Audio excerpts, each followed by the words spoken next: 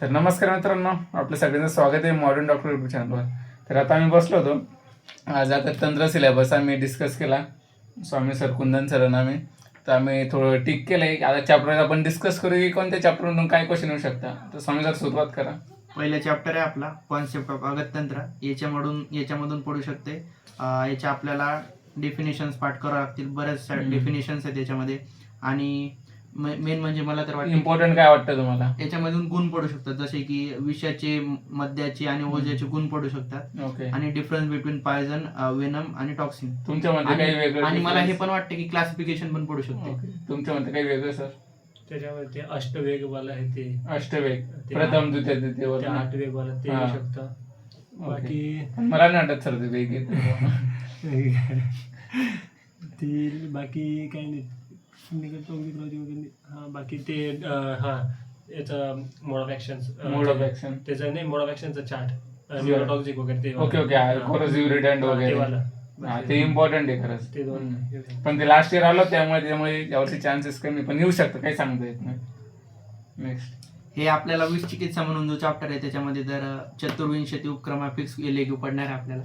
Fix गट feeling आहे स्वामी सरांच्या. तर बघूया आपण काय होतं पेपर. त्यात नाही का पहिला पॉईंट जो आहे ना, डायग्नोसिस ऑफ पॉइझनिंग लिव्हिंग किंवा डेड, डायग्नोसिस ऑफ पॉइझन तो लिव्हिंग. आला नाही तर अँटीडोट येऊ शकतं. लास्ट टाइमला आला होता ना लिव्हिंग मध्ये. नाही, जर आला तर मग अँटीडोट येईल असं. Antidote types Okay. अँटीडोटचे असं. नेक्स्ट समजा. तिसरा आपला जे पॉइंट आहे त्याच्यामध्ये विषाक्त आहार परीक्षण आणि विरुद्ध आहार.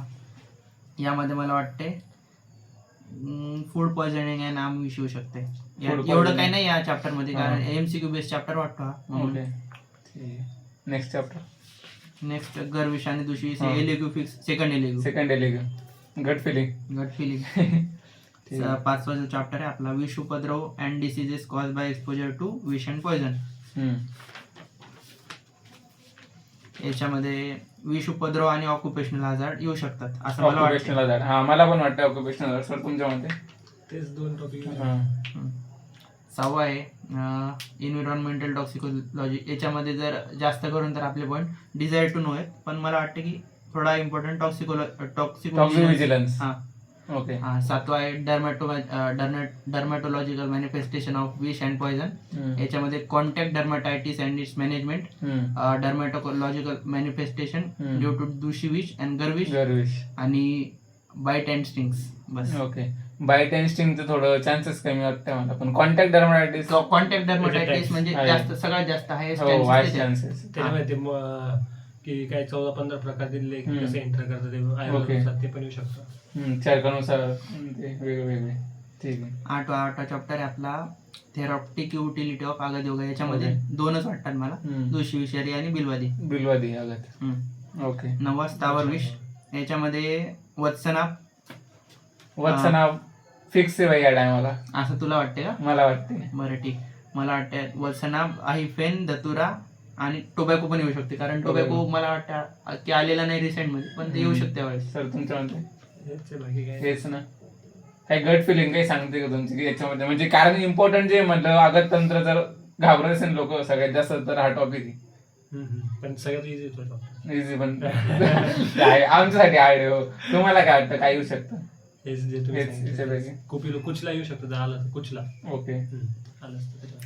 10वा पॉइंट स्थावर विष, मेटल पॉइझन्स. यामध्ये लीड आणि मर्क्युरी. लीड वगैरे माझ्यामध्ये लीड आहे. बरं ठीक आहे. तुमचं? तेच लीड मार्केट. हा, जांगम विष मध्ये सर्पविष, कारण आपला पेपर सोपा निघणार आहे. नाही ते तर आहे. हे बघ भाई, आपण म्हणजे ज्या सिस्टम मध्ये एंटर केलं नाही आपण तिथं पण एंटर करतो, तिथं पेपर इझी येतो, म्हणजे आपलं पेपर इझी आहे. बरं ठीक आहे. कृत्रिम विष मध्ये मला वाटतंय की इनऑर्गॅनिक मध्ये सल्फरिक आणि हायड्रोक्लोरिक पडू शकतं. ऑर्गॅनिक मध्ये ऑक्सॅलिक आणि कार्बोरिक पडू शकतं. आणि बस हे पण हाऊस होल्ड पण पडू शकतं. जर हाऊस होल्ड मला चान्सेस वाटते त्यावेळेस. हाऊस होल्डची ऑर्गॅनोफॉस्फरस कुंदन सरांची गट फिलिंग. आणि 13वा मद्याचे. याच्यामध्ये अल्कोहोलिझम. नाही, मध्यात्मध्ये हे डिफरन्सिएशन मला वाटतं म्हणजे अल्कोहोलिझम. ते स्टेजेस ऑफ मध्य याचे Okay. अल्कोहोलचे. तेच ना, प्रथम Stage of excitement. उत्तम असं. ओके. नुसार पण आणि पण दोघं. मॉडर्न नुसार. ठीक आहे. याच्यामध्ये 14वा टॉपिक आहे आपला आगत तंत्र perspective on cancer.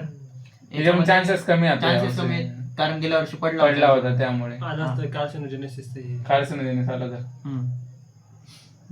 15वा forensic medicines. आता याच्यामधून काय पडू शकतं, याच्यामधून MCQ पडू शकतात.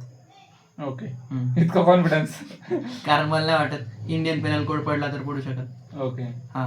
16 वैद्यकीय सदृत्त duties rights privileges of registered medical practitioner, पहिला पॉईंट. दुसरा consent, professional secrecy and privilege communication, दुसरा पॉईंट. आणि शेवटचा ते तिसरा मला जो वाटते याच्यामध्ये प्रोफेशनल नेग्लिजन्स, प्रोफेशनल मिसकंडक्ट आणि अनएथिकल प्रॅक्टिस. प्रोफेशनल नेग्लिजन्स मला 3 पॉईंट वाटतात. तुम्हाला एकच वाटते का? प्रोफेशनल फिक्स आहे का? फिक्स. बर. 17वा लिगल प्रोसिजर्स. यामध्ये मला वाटते conduct of medical professional court of law.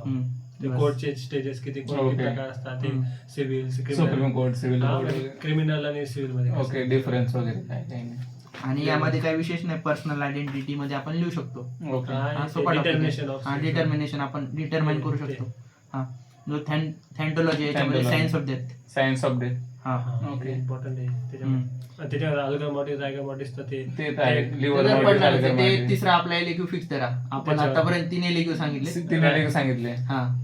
आणि एक चौथा पण सांगून देतो की ते वत्सनाप किंवा दतुरा. Okay, 4 LQ fix. 4 पैकी 2 तरी पडायला पाहिजे. 4 पडले तर मग व्हिडिओ खूप व्हायरल आहे ना आपला.